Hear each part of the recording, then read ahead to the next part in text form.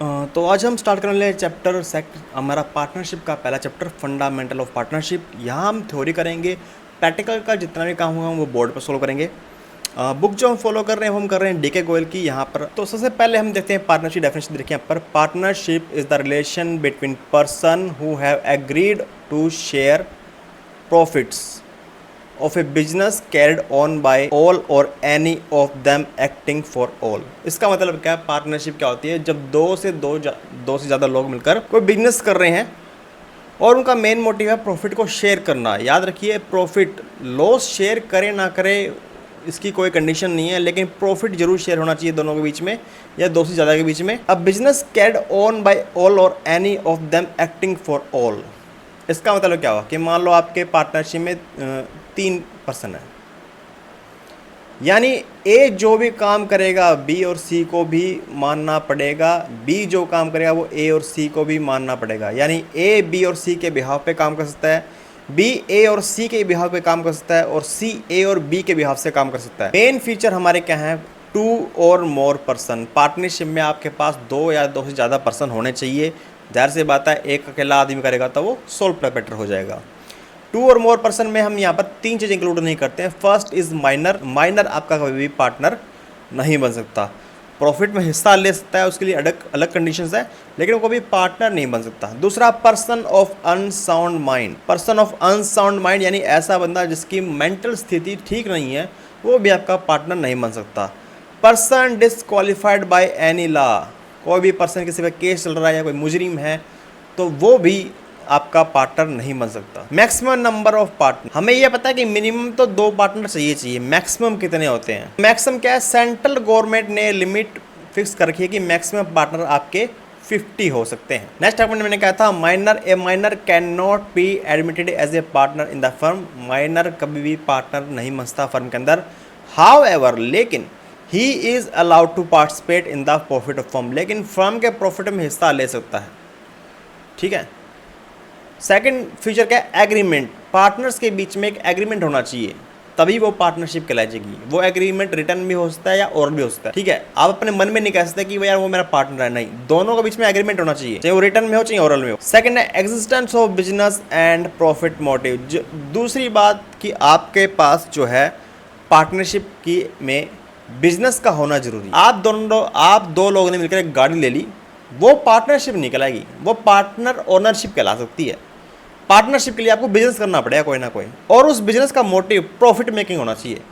ये नहीं आप सर्विस दे रहे हो दान दक्षिणा के लिए या किसी का भला करने के लिए सर्विस कर रहे हो, आप पैसे चार्ज नहीं कर रहे, तो वो भी पार्टनरशिप नहीं है। यानी बिजनेस होना चाहिए और आपका मोटिव होना चाहिए प्रॉफिट कमाना और शेयर करना। लॉस हो ना हो अलग बात है। Second is sharing of profits. ये एक खास पॉइंट है, याद रखना। पार्टनरशिप में प्रॉफिट में शेयर होना ही चाहिए। ऐसे केस आ सकते हैं जहां आप किसी पार्टनर को लॉस में शेयर ना दें, लेकिन प्रॉफिट में शेयर देना ही देना पड़ेगा।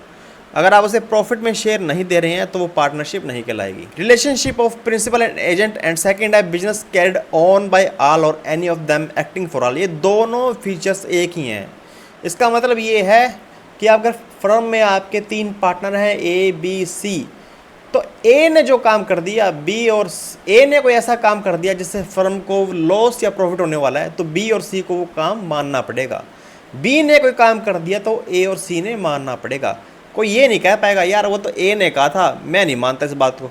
ऐसा कुछ नहीं हो सकता।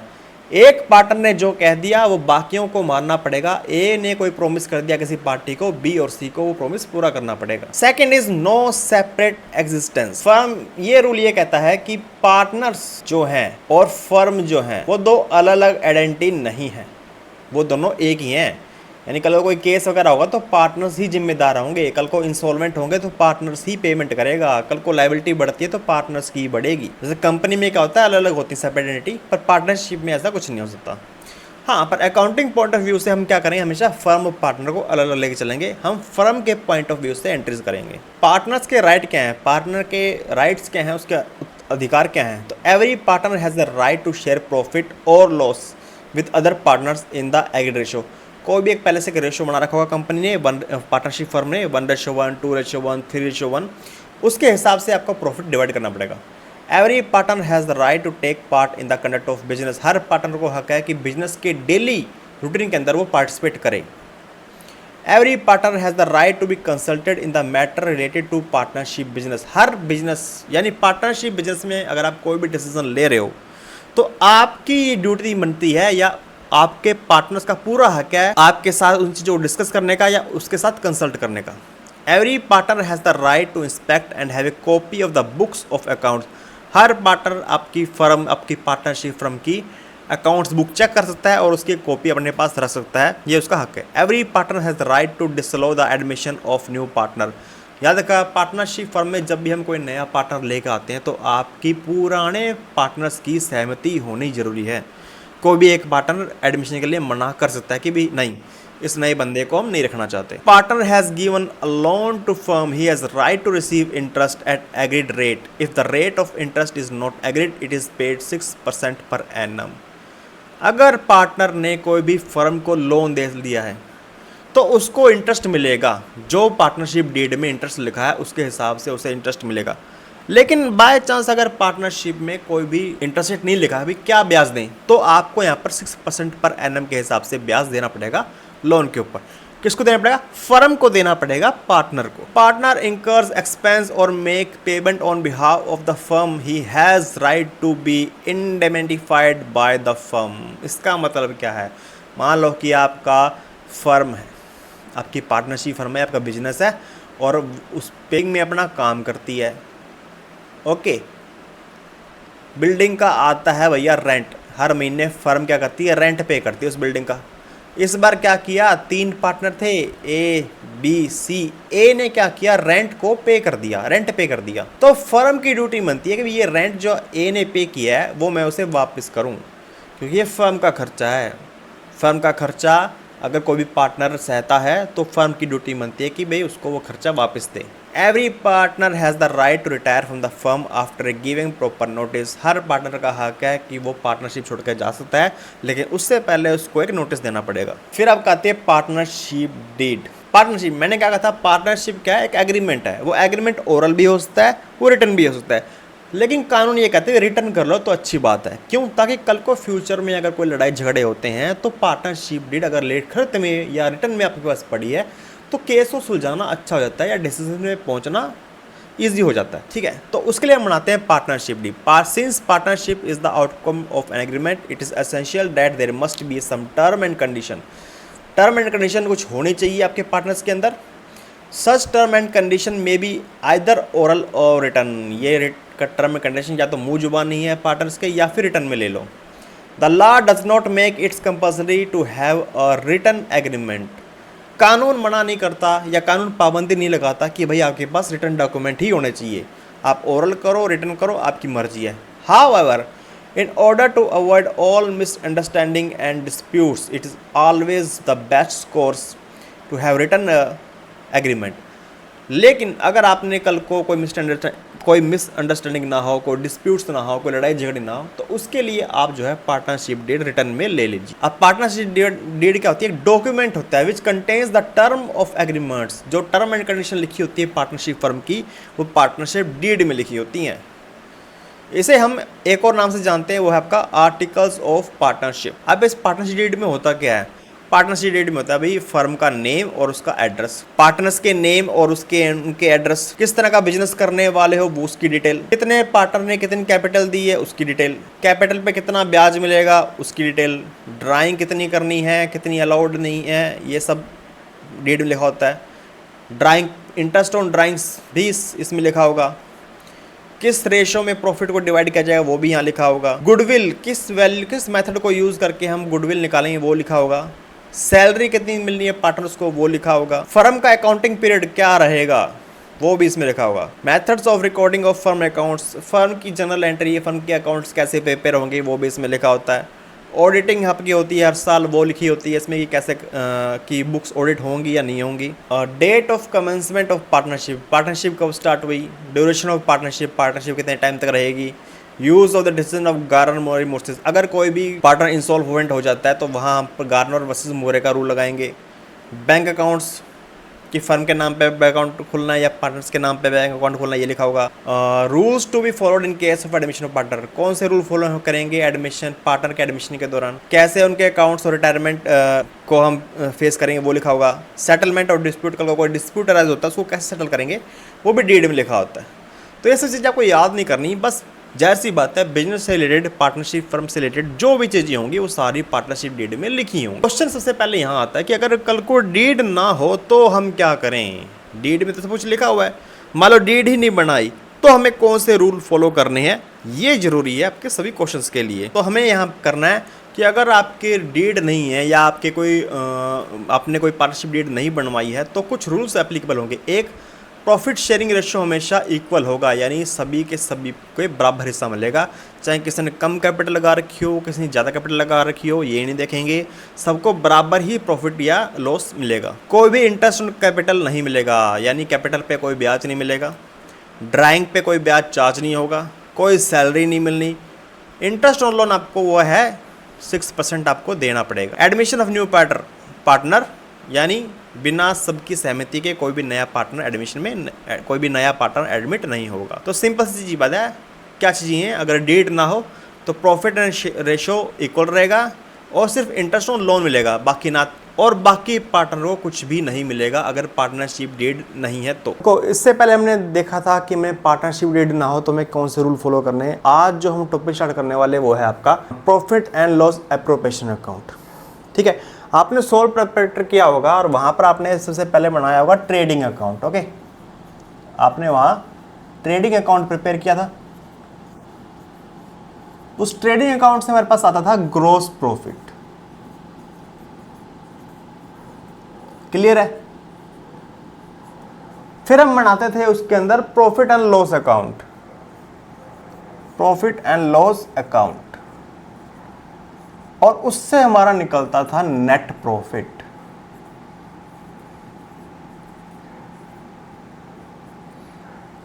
ये भी क्लियर है? नेट प्रॉफिट लॉस अकाउंट बनाने के बाद हम बनाते थे उसके अंदर बैलेंस शीट, जहां हम दिखाते थे फर्म की पोजीशन क्या है। और हम क्या करते थे, इस नेट प्रॉफिट को हम क्या करते थे, कैपिटल में ऐड कर देते थे। क्या करते थे, कैपिटल में हम नेट प्रॉफिट ऐड कर देते थे, और नेट लॉस था तो उसे माइनस कर देते थे। ठीक है, यहां भी हम यही चीज करेंगे, पार्टनरशिप में भी हम यही चीज करेंगे, लेकिन वहां पर 1% था तो 1% की कैपिटल निकालना आसान था। हम एक ही ट्रांजेक्शन करनी होती थी कि भी नेट प्रॉफिट ऐड कर देना है, तो हम उसे बैलेंस शीट में ऐड कर देते थे। बट अब मान लो पार्टनर्स आपके बन गए 3A, B, C या D, तो बैलेंस शीट में सारी चीजें दिखाना इम्पॉसिबल सा हो जाता है। तो यहां आपको 2 नए अकाउंट यहां पर प्रिपेयर करने पड़ेंगे।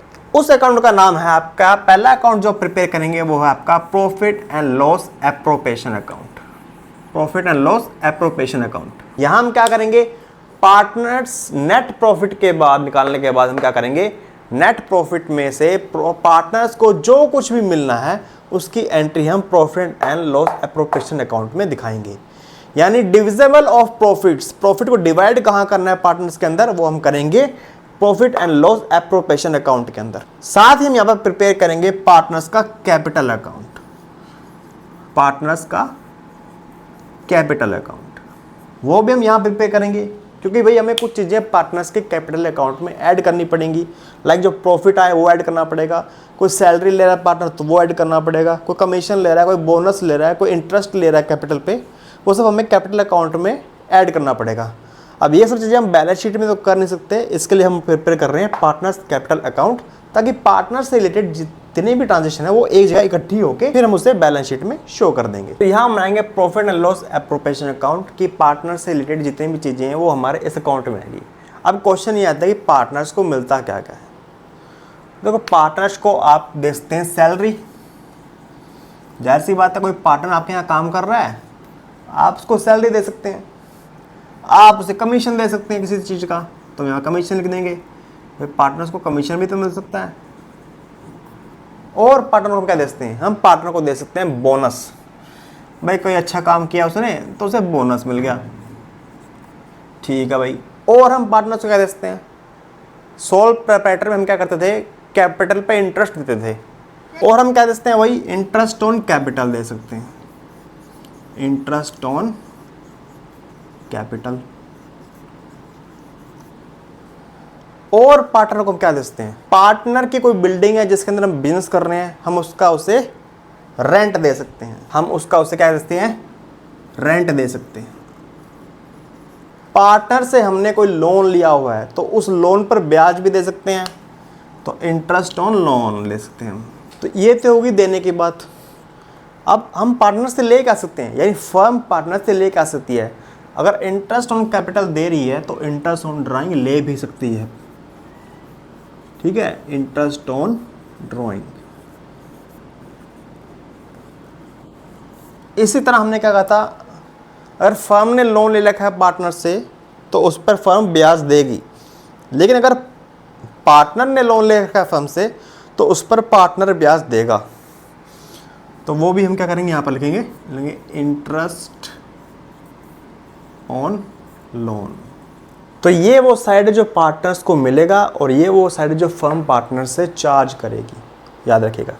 अब इसमें जितने भी एंट्रीज हैं समथिंग लाइक दिस, ये सब आपकी जाएगी profit and loss appropriation account में, जो हम यहाँ पर प्रिपेयर कर रहे हैं। नीचे की जो दो एंट्री हैं rent and interest on loan, ये आपकी जाएगी प्रॉफिट एंड लॉस अकाउंट के अंदर। अब ऐसा क्यों, कि ऊपर वाली जितने भी एंट्री हैं उसको हम मानते हैं चार्ज आउट ऑफ एप्रोप्रिएशन, और जो नीचे वाली एंट्री है उनको हम मानते हैं चार्ज अगेंस्ट प्रॉफिट। ये कंसेप्ट याद रखिएगा, ऊपर वाली जो एंट्री हैं वो है चार्ज आउट ऑफ एप्रोप्रिएशन और नीचे वाली है चार्ज अगेंस्ट प्रॉफिट। दोनों में डिफरेंस होता है। चार्ज अगेंस्ट प्रॉफिट ऐसी एंट्रीज होती हैं जो फर्म को करनी पड़ेंगी, चाहे उनको करने से लॉस क्यों ना हो।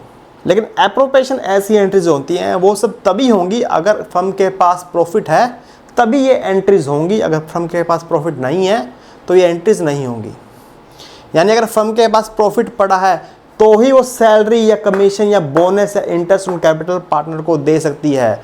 लेकिन अगर मान लो प्रॉफिट एंड लॉस अकाउंट में लॉस आ गया तो आपको एप्रोप्रिएशन बनाने की जरूरत नहीं पड़ेगी, क्योंकि जहां प्रॉफिट नहीं होगा तो हम एप्रोप्रिएशन वाली एंट्री नहीं करते। लेकिन फर्म जो है रेंट और इंटरेस्ट ऑन लोन को चार्ज अगेंस्ट प्रॉफिट मान के चलती है। यानी ऐसी एंट्रीज चाहे फर्म को लॉस हो रहा हो, चाहे फर्म के पास प्रॉफिट ना हो, तब भी उनको जो है रेंट देना ही पड़ेगा, लोन पर ब्याज देना ही देना पड़ेगा। तो ये सभी एंट्रीज आपकी जाती है प्रॉफिट एंड लॉस एप्रोप्रिएशन में, एंड रेंट और इंटरेस्ट ऑन लोन आपको जाता है प्रॉफिट एंड लॉस अकाउंट के अंदर। सेम इसी तरह इंटरेस्ट ऑन ड्राइंग आपका क्या होता है, चार्ज आउट ऑफ एप्रोप्रिएशन होता है, यानी ये आपका जाएगा प्रॉफिट एंड लॉस एप्रोप्रिएशन में। लेकिन अगर आपने क्या करा है, पार्टनर को लोन दे रखा है और उस पर आपको ब्याज मिल रहा है, तो वो आपका जाएगा हमेशा प्रॉफिट एंड लॉस अकाउंट के अंदर। आई होप ये क्लियर होगा। अब एंट्रीज कैसे करेंगे, प्रॉफिट एंड लॉस एप्रोप्रिएशन आपका होता है नॉमिनल अकाउंट, और नॉमिनल अकाउंट का रूल क्या होता है, debit all expenses and credit all incomes. जितने भी खर्चे हैं वो डेबिट कर दो, जितने भी इनकम या गेन्स है वो क्रेडिट कर दो। अब सिंपल सी बात देखो, सैलरी फर्म के लिए क्या है, खर्चा या इनकम। हमने जितनी भी एंट्रीज करनी है फर्म के पॉइंट ऑफ व्यू से करनी है कि फर्म पार्टनर को क्या दे रही है, फर्म को पार्टनर को देने से क्या हो रहा है, लॉस हो रहा है, एक्सपेंस हो रहा है, इनकम हो रही है, गेन हो रहा है। तो जब भी सैलरी देंगे पार्टनर को तो फर्म के लिए क्या है, वो खर्चा, तो ये डेबिट साइड चला जाएगा, तो यहाँ आएगा टू पार्टनर सैलरी अकाउंट। इस तरह फर्म क्या कर रही है, पार्टनर को कमीशन दे रही है सेल के ऊपर, तो ये भी आपका क्या कमीशन आ जाएगा, to partners commission account. Bonus दे रही है तो बोनस आ जाएगा, टू बोनस अकाउंट या to partners bonus account. Interest on capital ये आपका क्या होगा, फर्म पार्टनर्स को दे रही है, तो ये भी क्या आपका खर्चा है, तो ये आपका आएगा to interest on partner capital account. Firm ले क्या रही है, ड्राइंग्स, इंटरेस्ट ऑन ड्राइंग, तो यहाँ पर आपका पहले तो आएगा प्रॉफिट, अगर आपने लिया है तो by profit and loss account. Profit and loss account आपने प्रिपेयर किया होगा, वहाँ अगर प्रॉफिट बचा है तो ही यहाँ पर आएगा। अगर प्रॉफिट एंड लॉस अकाउंट में प्रॉफिट ही नहीं बचा तो हम एप्रोप्रिएशन नहीं बनाएंगे। Bye interest on drawing, bye interest on drawings. Simple. एक चीज़ और यहाँ पर बचती है, फर्म चाहती है कि जितना भी प्रॉफिट बचा है पार्टनर्स को बांटने के लिए उसमें से थोड़ा हम रिजर्व रख लेते हैं, क्या कहते हैं, थोड़ा बचा लेते हैं ताकि फ्यूचर में काम आ जाए। तो उसके लिए हम बनाते हैं जनरल रिजर्व। ठीक है, हम इसे कहते हैं जनरल रिजर्व। ये प्रॉफिट का वो हिस्सा है जो कंपनी बांटती नहीं है, वो अपने पास रख लेती है या फर्म अपने पास रख लेती है, सोचिए कि फ्यूचर में काम आएगा। तो इससे भी क्या होता है, प्रॉफिट कम होता है। जो पार्टनर्स को प्रॉफिट मिलना था वो कम हो गया क्योंकि हमने रिजर्व रख लिया। तो ये भी आपका आता है प्रॉफिट एंड लॉस एप्रोप्रिएशन में debit side to general reserve. बस इसमें से ये सेट माइनस करो, जो बाकी बच गया वो प्रॉफिट हम क्या कर देंगे, डिवाइड कर देंगे पार्टनर्स के अंदर। तो आएगा to profit transferred to partners capital account, partners capital account. ये दो एंट्री मैंने आपको बताई दी। रेंट और इंटरेस्ट ऑन लोन आपकी कहाँ जाएगी, प्रॉफिट एंड लॉस अकाउंट के अंदर जाएगी। इसी तरह इंटरेस्ट ऑन लोन यानी पार्टनर को लोन दे रखा है तो वो भी आपका क्या है, प्रॉफिट एंड लॉस की क्रेडिट हट जाएंगी क्योंकि वो इनकम है। ये प्रॉफिट एंड लॉस की डेबिट हट जाएंगी क्योंकि ये एक्सपेंसेस हैं। प्रॉफिट एंड लॉस एप्रोप्रिएशन हमेशा चार्ज अगेंस्ट एप्रोप्रिएशन होता है, यानी ये तभी बनेगा जब फर्म के पास प्रॉफिट हो। अगर फर्म के पास प्रॉफिट नहीं है तो ये अकाउंट नहीं बनेगा, और ये अकाउंट नहीं बनेगा इसका मतलब ना तो फर्म, ना तो पार्टनर को सैलरी मिलेगी, ना कमीशन मिलेगा, ना बोनस, ना इंटरेस्ट ऑन कैपिटल। ये चीज़ आपने ध्यान रखनी है।